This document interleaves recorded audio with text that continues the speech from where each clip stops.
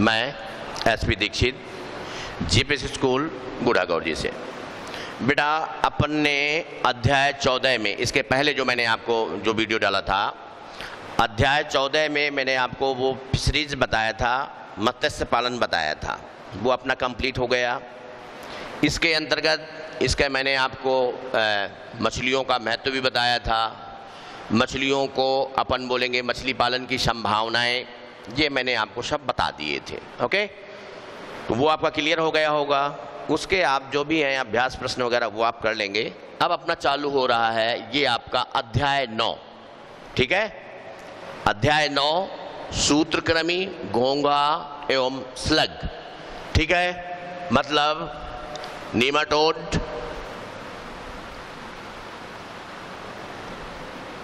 Snail and slug,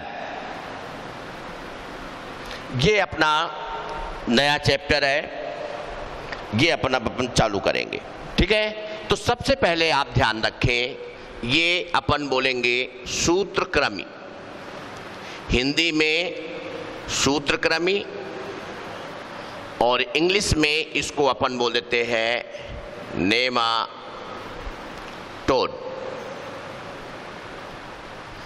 ध्यान रखें, इसमें अगर अपन देखें, सामान्य परिचय आपको मैं बता रहा हूं, जनरल सामान्य परिचय।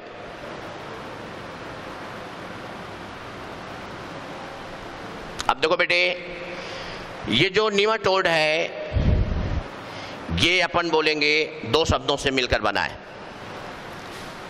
नेमा, नेमा मतलब होता है धागे नुमा,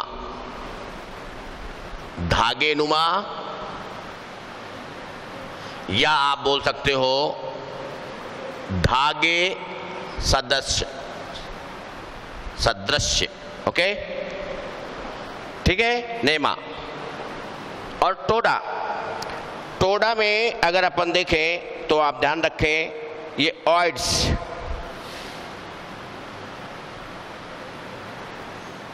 ऑइड्स मतलब रूप, ठीक है। तो कुल मिलाकर क्या हुआ, अपन बोलेंगे जो सूत्रकृमि जो होते हैं वो धागे नुमा, धागे नुमा संरचना के रूप में होते हैं, के रूप में। समझ में आ रहा है बेटे? तो धागे नुमा संरचना के रूप में होते हैं, जिनको अपन क्या बोल देते हैं, नीमाटोड। ध्यान रखें, इनमें आप ध्यान रखेंगे ये जो होते हैं ये, वैसे तो अगर अपन देखें तो आपको पता होना चाहिए, अपन ने पढ़ा है प्लेटेहेल्मिन्थेस, एस्केहेल्मिन्थेस, तो मेनली अपन बोलेंगे ये किस में, ये एस्केहेल्मिन्थेस में आते हैं, ठीक है। पहले क्या था, अपन बोलेंगे प्लेटेहेल्मिन्थेस और एस्केहेल्मिन्थेस दोनों को एक ही उसमें अपन बोलेंगे संघ बनाया गया था, और उसी को अपन बोल देते हैं नीमेटोडा। क्या बोल देते उसको, नीमेटोडा। तो ये दोनों संघ, अब क्या है उसको अलग अलग कर दिया गया है, प्लेटेहेल्मिन्थेस अलग है और एस्केहेल्मिन्थेस आपका अलग है। अब ध्यान रखें, ये इनका शरीर अपन बोलेंगे कैसा होता है, शरीर बेलनाकार होने के कारण,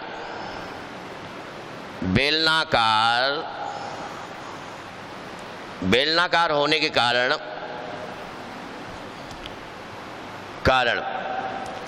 अंग्रेज लोग इसको ईलवर्म के नाम से बोलते हैं, ईलवर्म। समझ में आ रहा है? किस नाम से जाना जाता है, ईलवर्म के नाम से भी जाना जाता है, तो इसलिए इनको अपन ईलवर्म भी कहते हैं। अमेरिका के लोग इसको नेमा नाम से पुकारते हैं। क्लियर? ये बेटे इसका इंट्रोडक्शन है। अब मैं आपकी इसकी परिभाषा आपको मैं बताता हूं। आप समझ गए कि ये धागे नुमा होता है, ठीक है, और बेलनाकार होने के कारण अंग्रेज लोग इसको इलवाम के नाम से जानते हैं। इसके साथ साथ मैंने आपको बताया कि इसमें जो अमेरिका के लोग हैं उसको नेमा नाम से अपन बोलेंगे जानते हैं। अब इसकी आप परिभाषा देख लीजिए, सूत्रक्रम की परिभाषा ध्यान रखें। ये अपन बोलेंगे त्रिस्तरीय।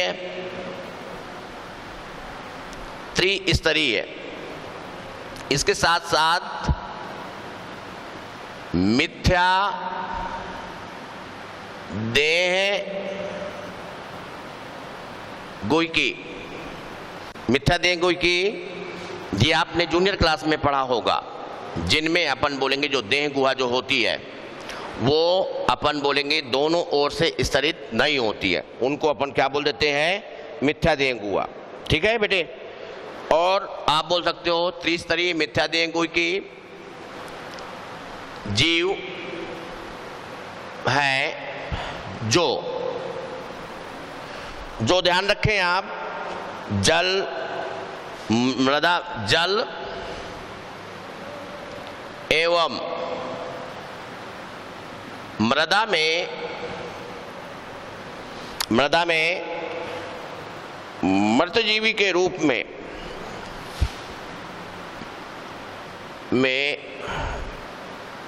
मृतजीवी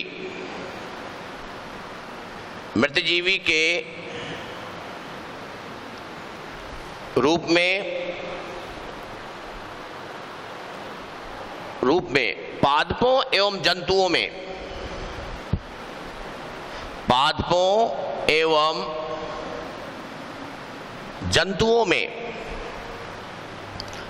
में परजीवी के रूप में पाए जाते हैं। परजीवी के रूप में पाए जाते हैं, उन्हीं को ही अपन क्या बोल देते हैं, अपन उन्हीं को सूत्रक्रम के नाम से अपन बोलेंगे जाना जाता है। क्लियर। आप ऐसे इसका मेन जो है ध्यान रखें, मिथ्या देह गुहिकी। ऐसे जीव जो त्रिस्तरीय मिथ्या देह गुहिकी होते हैं, समझ में आ रहा है ना, उन्हीं को अपन क्या बोल देते हैं, सूत्रक्रमी अपन बोल देते हैं। तो मैंने आपको बताया कि जल और मृदा में भी और इसमें परजीवी के रूप में, इसके अलावा पादपों और जंतुओं में अपन बोलेंगे किस रूप में पाए जाते हैं, परजीवी के रूप में पाए जाते हैं।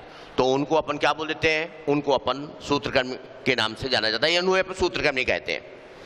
इसके बाद इसमें ये डिफिनीशन हो गई इसको बेटे।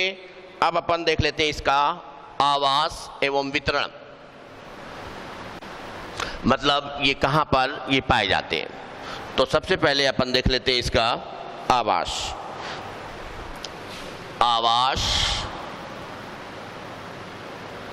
एवं वितरण।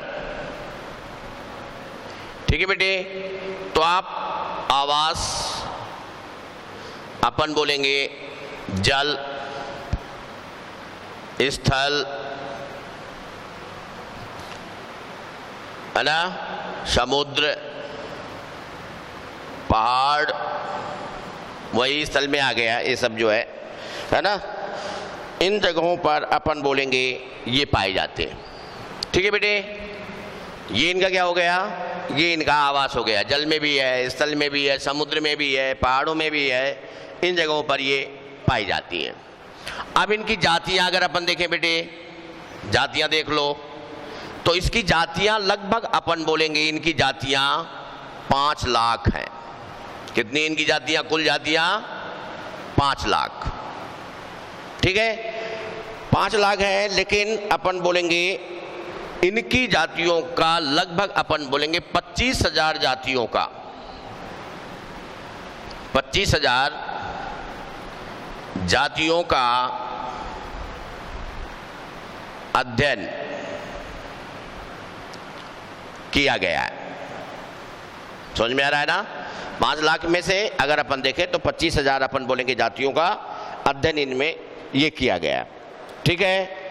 और सुन लो इनके बारे में थोड़ा सा, इनमें देखें अगर अपन ध्यान दें तो आपकी बुक के अनुसार है, ये स्वतंत्र एवं परजीवी अवस्थाओं में पाए जाते हैं।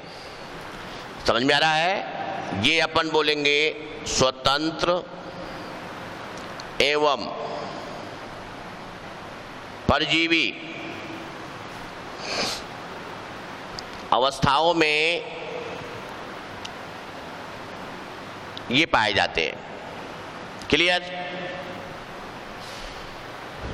मतलब स्वतंत्र अपन बोलेंगे जल वगैरह में फ्री है रूप में पाए जा रहे हैं। परजीवी या अपन बोलेंगे जीवों, पादपों या अपन बोलेंगे जंतुओं में, है ना, उनके द्वारा अपन बोलेंगे ये पोषक पदार्थ वगैरह लेते हैं।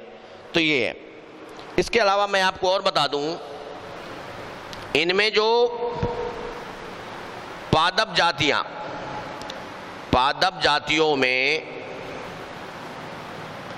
जो सूत्रकृमि पाए जाते हैं, सूत्रकृमि, तो उनकी अगर अपन लंबाई देखें, समझ में आ रहा है ना, पादप जातियों में जो सूत्रकृमि जो पाए जाते हैं, अगर उनकी लंबाई देखें तो अपन बोलेंगे 0.2 mm, 0.2 mm। और बेटे चौड़ाई अगर अपन देखें तो चौड़ाई अपन बोलेंगे 0.05 mm होता है। ठीक है, 0.05 mm ये इनकी अपन बोलेंगे चौड़ाई होती है। ठीक है, इसके अलावा अगर अपन देखें तो ये 3 रूपों में पाया जाता है। ठीक है ना, 3 रूपों में, 3 रूपों में पाया जाता है। अब देखो बेटे, इसके 3 रूप अपन बोलेंगे ये कौन कौन से हैं, इनको अपन देख लेते हैं।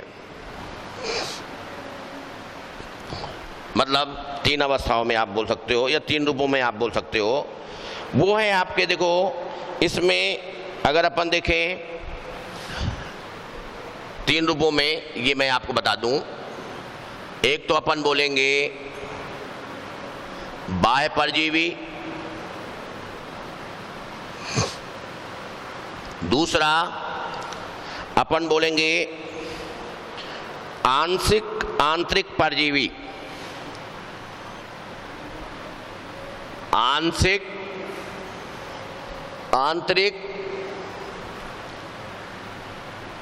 आंतरिक परजीवी, और अपन बोलेंगे एक से।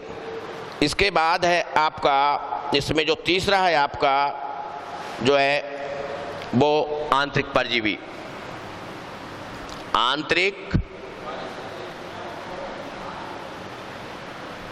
परजीवी। ये बेटे 3 रूपों में पाया जाता है। ध्यान रखें, बाह्य परजीवी का मतलब क्या होता है कि जब किसी परजीवी का अपन बोलेंगे मुख और जो मुखांग वगैरह जो होते हैं वो अपन बोलेंगे ऊतकों तक ही पहुंचते हैं, और अपन बोलेंगे कोशिकाओं के बाहर ही ये पाए जाते हैं। क्लियर? मतलब जो मुख और जो सिर जो होता है वो कहां पर, वो ऊतकों के संपर्क में रहेगा। ठीक है, उसको तो अपन क्या बोल देंगे, बाह्य परजीवी। जैसे आपने जनरली आपने देखा होगा, जैसे कुछ आर्थ्रोपोड्स मैंने बताए थे कि बाह्य परजीवी के रूप में पाए जाते हैं। तो उसके बाद आंतरिक परजीवी, ऐसे परजीवी जिनका अपन बोलेंगे ऊतकों और कोशिकाओं के अंदर, मुख, समझ में आया, और इसके अलावा अपन बोलेंगे सिर कहां पर, ऊतकों के अंदर होता है, तो उसको अपन क्या बोल देते हैं, आंतरिक परजीवी। और फिर इसके बाद आंतरिक परजीवी का मतलब क्या होता है कि जब अपन बोलेंगे परजीवी का संपूर्ण शरीर किसके अंदर, कोशिका के अंदर होता है। समझ में आ रहा है? आंतरिक परजीवी का मतलब जब परजीवी का अपन बोलेंगे शरीर कहां पर, कोशिका के अंदर होता है, तो उसको अपन बोल देते हैं आंतरिक परजीवी। क्लियर? ओके। अगले वीडियो में मैं आपको और इसके कैरेक्टर्स वगैरह बताता हूं।